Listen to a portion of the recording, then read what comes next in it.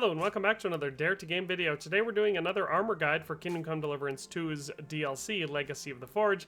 This one is for a character that was introduced with this DLC. He is one that you could easily miss if you don't do any of the side content, but if you're doing the Friendly Bout, which is the dueling Radiant side quest storyline, he will appear 3 times in that story. And if you can't already tell from the title and thumbnail, we are talking about Sir George the Night Owl, with night spelled like, you know, like a knight in shining armor. And I actually thought he had a pretty cool suit of armor. He also has a unique shield and unique sword that you can only get. I guess you could get it by killing him the second time you encounter him, but if you beat him the 3rd time you encounter him, he just gives it to you. And then if you want the rest of this armor, you can of course, you know, stealth kill him and take it from him. Unfortunately, they locked it so you can't just knock him out and take his armor, because I assume they didn't want you taking his unique shield and saber, you know, before you finish the storyline. But whatever the reason is, you could also recreate it, which I'll be showing you all today. So if you want to do that, you can, because it is a pretty good looking suit of armor for a basic Brigandine armor or Brigandine plate hybrid. But with all that being said, let's dive on in and start off with the weapons. So the weapons that you're going to be using for this suit of armor are, well, starting off with the Owl Shield, a beautifully painted shield that belonged to a knight named George, called Owl, a somewhat peculiar knight, but with a good heart. It has a defense of 263, durability of 25, and a weight of 6.8 pounds. Then we have the Owl's Claw Saber, the unique weapon that you can get from him. A beautiful saber that belonged to a knight named George, called Owl. You're unlikely to find another quite like it. It has a minimum strength of 7 and agility of 20 to use this one effectively. Stab damage of 104, slash damage of 130, blunt damage of 32, has a defense of 275, durability of 230, and a weight of 2.5 pounds. It is actually pretty dang solid. It's a very solid one-handed weapon. So, you know, for all those saber fans out there, we've got another one in the game now, so that's always good news. Then, of course, he also is equipped with a torch. May it be a light for you in dark places when all other lights go up. So that's it for weapons. So let's move on to the clothing for the suit of armor. And the clothing is pretty simple. We're going to have 3 level 2 items and 1 level 3 item. Now, of course, you could use whatever level you have. If you have a bunch of level 3s, which I probably do in my chest for every one of these items, you could make the suit, you know, better. But what he is wearing is what you see before you hear, because I took this off his body. So it's going to start with the long pourpont, and we have this sort of purple and black variant of that. A well-made long combat coat made by a real tailor, so it doesn't restrict movement like ordinary quilted gambas. It has a stab defense of 11, slash defense of 33, blunt defense of 28, charisma of 8, durability of 25, and a weight of 14.6 pounds. On his head we have a padded coif, and it is the black variant. Sturdy padded cap, serving as a soft underlayer beneath the helmet. A good soft padding is simply essential, even for tough guys. It has a stab defense of 23, slash defense of 33, blunt defense of 28, charisma of 10, durability of 35, and a weight of 1.8 pounds. Then for the pants, we have the quilted hose, dark, simple quilted leggings, not exactly the pinnacle of tailoring skill, can be used alone or as a softening underlayer beneath better armor.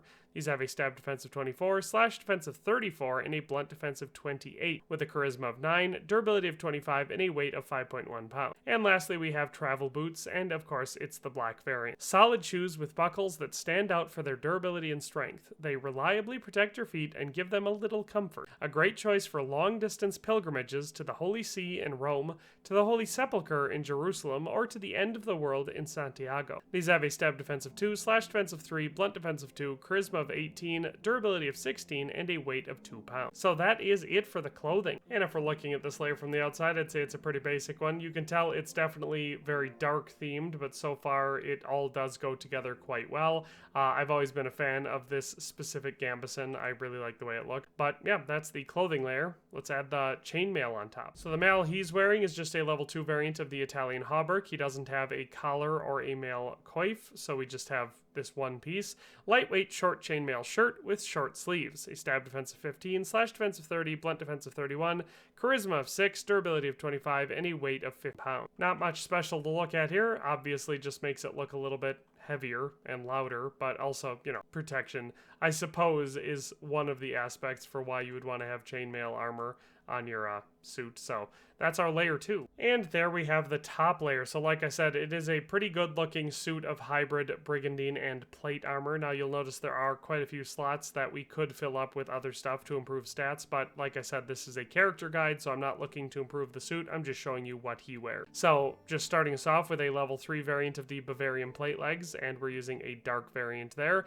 A leg protection consisting of forged plates of sheet metal suitably fit together. Such armor protects a warrior's entire leg, but its weight depends on the craftsmanship of the maker. These have a stab defense of 115, slash defense of 83, blunt defense of 31, charisma of 11, durability of 14, and a weight of 12.2 pounds. Then for his helmet, we have the Nuremberg bassinet, a level 2 variant. A helmet with a German clapped visor is an example of the highest armorer's art. It is easy to breathe in, and through the widened visors, it is much easier to see to the side. It has a stab defense of 109, slash defense of 80, blunt defense of 28, charisma of 16, durability of 34, and a weight of 13.5 pounds. For his gauntlets, we have the dark black variant of the Brigandine gauntlet. Finger gloves composed of small slats riveted to the leather and completed with a buckle. So they fit like a glove. Compared to gloves made of cloth, they last a little less, but they are lighter and fit better. The stab defense is 107, slash defense is 78, blunt defense is 28, charisma is 12, durability 17, and the weight is 3.3 pounds. For our pauldrons, we have the plate knight sleeves, and of course we have the darker black version of these. Better hand protection is a must in combat because, as they say, hands go first in any fight. Stab defense on this is 101, slash defense is 73, blunt defense of 27, charisma of 8, durability of 17, and a weight of 4 pounds. And lastly, we have the Milanese Brigandine Dark for our cuirass. Composite armor, according to an Italian tradition, it is actually a fake plate cuirass sewn into cow leather. Its arched belly disperses blows better than ordinary lamellae. The armor is also fitted with a wide skirt at the bottom so that it covers the knight's groin. This piece has a stab defense of 93, slash defense of 66, blunt defense of 25, well, I guess visibility of 7, which is notable considering it's nice and low, charisma of 9, durability of 17, and a weight of 10.8 pounds. So that is the suit in its entirety. So if we're talking about the stats for this suit, it's going to include everything we're wearing and the weapons. We have a total weight of 93 pounds, so it's under 100, which is always a good target to aim for.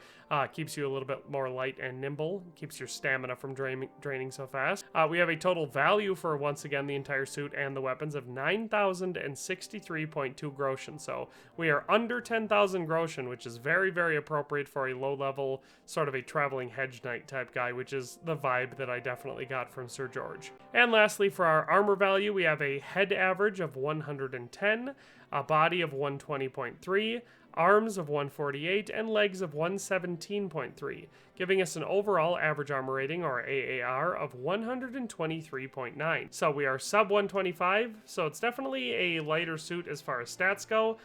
You could improve it, like I said, if you did a couple things. Obviously, if you go up to level 3 variants for any of the stuff or all of the stuff we have on here, that's going to help our stats a little bit.